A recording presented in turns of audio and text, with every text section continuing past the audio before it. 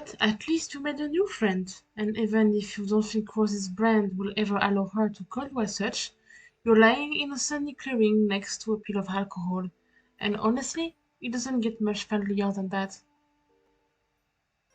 Oh, I got the victory already?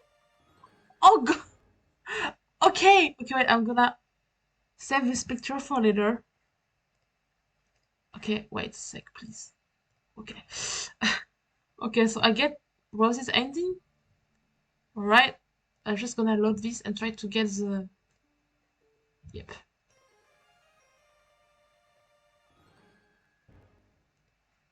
Okay, does it count? Okay, it count. Okay, now... Okay. We're gonna do the other choice here. So stay put. Your patience pays off almost at once. Rose is back and looking significantly more put together. Also, she's brought you a towel. Here. I'm not overly attached to anything in here. It's mostly such childish nonsense I haven't yet bothered to remind myself of. But I appreciate it if you try not to drip off any of the notebooks. She hasn't out of her raincoat and boots, and she's dressed in a neat black shirt and a white shirt with the purple blob fingers tentacles. What is it with these kids and their blob shirts? No, that will dealt with. Please sit down. She crosses her legs. It doesn't feel like you are a job interview. A friend interview. You wish you were a little less damp. Actually, let's switch places. You're still pretty wet, and I don't want to get the batch thread messed up. Don't worry about it. That's what washing machines are for. No, let's talk about magic, which up until now I've always taken for granted as being something confined to storybooks. Rose takes a wistful look towards a bedroom window, grayed over and blurry with raindrops. You get the feeling that she's doing it for effect. Maybe that's why she wanted you to switch places with her. And then comes you, so not a Maymore with a penchant for showing up and attempting to make friends with awaiting children.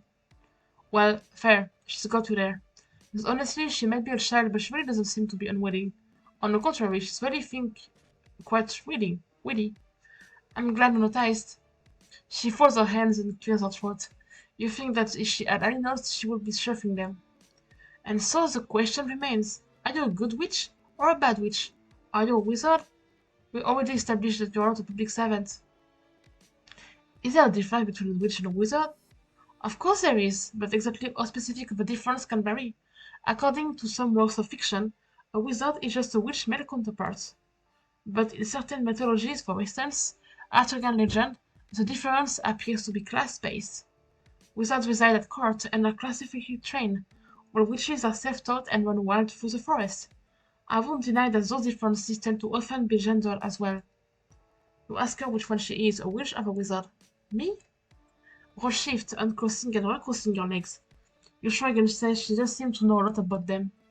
I know a thing or two, but can I tell you a secret? Oh my god, Rose, she has no idea how much you would love to hear our secrets. I find them, wizards I mean, utterly reprehensible. They disgust me. Everything from the fully foppish robes to the grizzled beards. It's my mother who is a wizard enthusiast in this house. Although, she glances from side to side. Practically, most of the things Rose does seem to be at least a little bit theatrical. She kneels on the carpet beside the clutters of books. I don't show these to many people. Actually, I haven't shown them to anyone. Not even John? John seems to be a pretty cool guy. Definitely a guy worth sharing a few secret notebooks with. Rosloff. No, I haven't shown them to John, and I've only chose Strider to punish him. You nod, pretending that you know who this Strider person is. You're a totally normal dude with an absolutely ungodly number of friends. A shadow moves through the center of you, a troubling moment of deja vu. You do have a lot of friends, don't you? That feels true, but the only people you know here are John and no Rose. Weird. You try to put it to form in your mind and listen to Rose again. She's still talking about this mysterious strider, flipping through one of the journals, too early for you to see anything specific, only that it is full from cover to cover. As if my modest writings are the one source of homoerotic tension in his life, when his brother is the one who insists on filling the home with absurd dickbag for ironic purposes. Rose rolls her eyes. Oh boy, you missed the beginning of that. You probably made more monsters than it seemed like. Rose is searching through her notebooks, checking markings of the spine that seems to be some sort of cataloging system of arcane symbols. Where is... Oh right. She does something quick and complex with her fingers. Another notebook popped into existence and fell into our lap. You gasped, she really is a wizard. What? It's just a Saladex. A child could use one. Here. This notebook has a couple drawings in it, but most of it is filled with small, neat handwriting in lavender ink. Is Rose writing a book? No, don't be silly. I'm writing 4 books at least. 5, depending on whether I decide to flesh out Kalmazi's backstory. It isn't strictly necessary, but it does add a certain amount of valuable character insight, which renders her actions in later volumes more sympathetic. Not that I need all amount heroes to be sympathetic, I'm just thinking of what literally reviewers will say. You know that, smart! You will never have thought of what literary reviewers will say. She's honestly pretty impressive for someone her age. Age has nothing to do with it, but don't get carried away. It's only a rough draft. You ask her if you can take a look. She hesitates, but you doubt she would have shown it to you if she didn't want you to look. What the hell? If you can trust a strange fairy-code imprint you met outside in the rain, what can you trust? Right? You first exactly. Once the hands use the book and you open it at random, letting fate guide your hands. Oh my god, don't tell me I have to read that. Okay. Freglish buzzed his beard as if checking a hitch in a long silk windsock. A more pedestrian audience would perhaps exhibit as nervous compulsion, behavior to petition contact among the reasonable. He was, however, not surrounded by the reasonable but the wise, a distinction in men that will forever be the difference in history's garland of treasured follies. As a matter of fact, his cadre of fellow wizards were all putting similar moves on their belts as well. The practice full events thoughtfulness, sagacity even, is he didn't do it all the time. Standing in line at the bank, showing squirrels from bird feeders, few occasions were safe. Zazarpan inspected the clue, a single piece of evidence cladded in the scoiaceous old man's palms. It was a human bone, not striking in the tale it told alone so much as that told by the thousand like it festooning the marshy soil of the mass grave. The grisly expanse bore the texture of a decadent dessert, like one of Smarty's formidable custard terriers wobbled out of wheels for the holidays to the dismay of a small nation. You're certain of this? Asked Friedrich. Despite what he was doing with his bird, he was in fact immersed in meaningful contemplation. I'm afraid I am becoming more so with each terrible tick grossed by that gaudy timepiece slung around your neck.